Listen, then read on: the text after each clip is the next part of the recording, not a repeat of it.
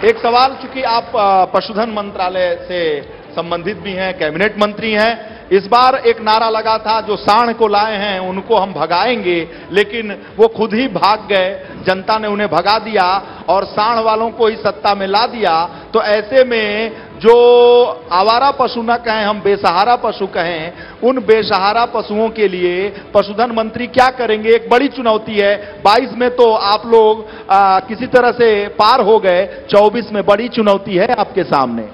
मित्र, किसी तरह से नहीं, जनादेश से, जनता के आदेश से, किसी तरह से नहीं। अभी माननीय अध्यक्ष जी ने बहुत अच्छी तरीके से बेबाकी से एपीपी गंगा को जवाब दिए। भारतीय जनता पार्टी के पास कार्यकर्ताओं की एक धरोहर है। उस धरोहर के आधार पर भारतीय जनता पार्टी देश में और प्रदेश में शासन को स्थापित और चलाने का काम कर रही है।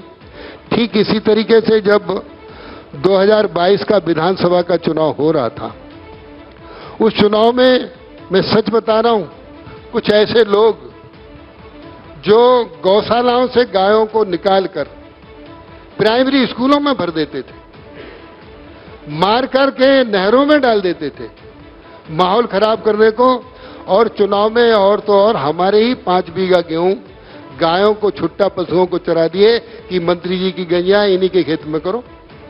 तो इस तरीके से जो माहौल खराब करने वाले लोग थे, अब हम निराश्रित गायों को गौ आश्रय स्थल दे रहे हैं। अब हम बड़ी बड़ी गौशाला बनाएंगे, 30 एकड़ में गौशाला बनाएंगे, 25 एकड़ में गौशाला बनाएंगे, 8 करोड़ और 7 करोड़ 15 करोड़ की गौशाला बनाएंगे। इसमें 3000 से 4000 गायें रहेंगी। हम इसमें सीएनजी उत्पादित करेंगे। हम किसान का, पशुपालक का 2 रुपए किलो गोबर भी खरीदने का काम करेंगे। हम गौ उत्पादन से तमाम चीजें अब आत्मनिर्भर गौशालाएं बनाएंगे। अब जो आपने जो प्रश्न किया है, हमारी अभी इस समय दूसरे प्रदेशों से उत्तर प्रदेश में एक कोरोना की तरह भयंकर रोग आ गया है, लंपी स्किन डिजीज, LSD। इससे पशु प्रभावित हो रहे हैं। हमारी इच्छा थी, माननीय मुख्यमंत्री जी का निर्देश थे, हम 2022 तक ये छुट्टा पशु जिनको अब निराश्रित गौवंश है, इसको हम गौआश्रय स्थल में पहुंचाकर किसानों के खेतों में, सड़कों पर और शहरों में समस्या का सबब नहीं बनता। और 2022 के बाद जो पशुपालक दूध देने के बाद अपनी गाय छोड़ते हैं, ऐसे पशुपालकों के खिलाफ सरकार ने पशु क्रूरता अधिनियम बना दिया है। और उसमें हम पशुओं की हमने सर्वे करा ली है, टैग कान में है, और उससे टैग से पता लग जाएगा ये गाय किसकी है। तो पशु क्रूरता अधिनियम के अंतर्गत थाने में मुकदमा दर्ज होगा, जेल भी हो सकती है, जुर्माना भी होगा। हम ये कानून बना रहे हैं ताकि कोई भी पशुपालक दूध देने के बाद गाय को न छोड़े। मंत्री जी, एक सवाल है जो नील गाय से लेकर संबंधित है। बहुत सारे ग्रामीण समाज के लोग एबीपी गंगा को फोन करते हैं, कहते हैं कि मंत्री जी लोग तो सुन नहीं रहे हैं, विधायक कोई सुन नहीं रहा है, कोर्ट में जाना पड़ेगा क्या, हमारी जो फसलें बर्बाद हो रही हैं। तो ये जो आप किसानों की बात करते हैं, पशुओं की बात करते हैं और चारागाहों की बात करते हैं, ऐसे में कोई ठोस, मैं फिर कह रहा हूं, कोई ठोस ऐसा नियम, कानून, व्यवस्था जो एबीपी गंगा के माध्यम से दर्शकों को और जनता को आप बता सकें। मैं एबीपी गंगा को बहुत बधाई इस बात की देता हूं। आपने जो अपना पीछे का पर्दा बनाया, परिदृश्य, ये लहलाती फसल देखकर मुझे बहुत अच्छा लगा है।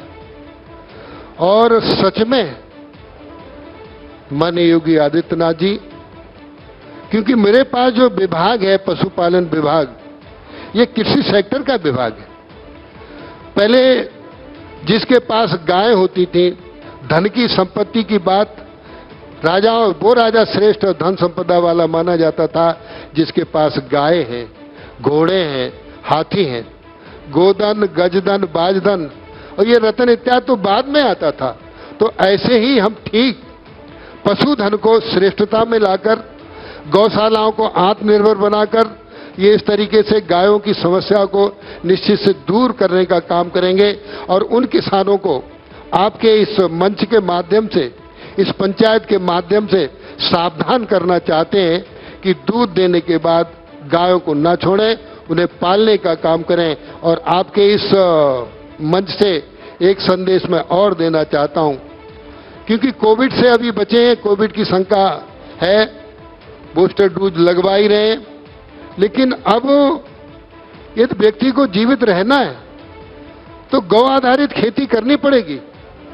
और जो पशुपालक गाय को पशु देने, दूध देने के बाद छोड़ रहे हैं, वो अच्छा काम नहीं कर रहे हैं। हर पशुपालक के पास, हर परिवार में एक देसी गाय और तुलसी का पौधा होना चाहिए।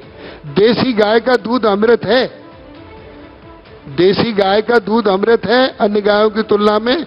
इसलिए हमको देसी गाय का हम सरकार भी संरक्षण करेगी और समाज से भी मैं अपील करता हूं, देसी गाय पालें, परिवार में तुलसी का पौधा लगाएं, यही हमारे जीवन को आगे बढ़ाने का काम करेंगे।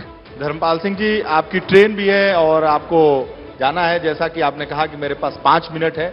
आपने अल्पसंख्यक विभाग की बातों को भी रखा और पशुधन विभाग की भी बातों को रखा। जनता के बीच में जो आवाज है, उस आवाज को हमने आपके माध्यम से सबके सामने रखने की कोशिश की।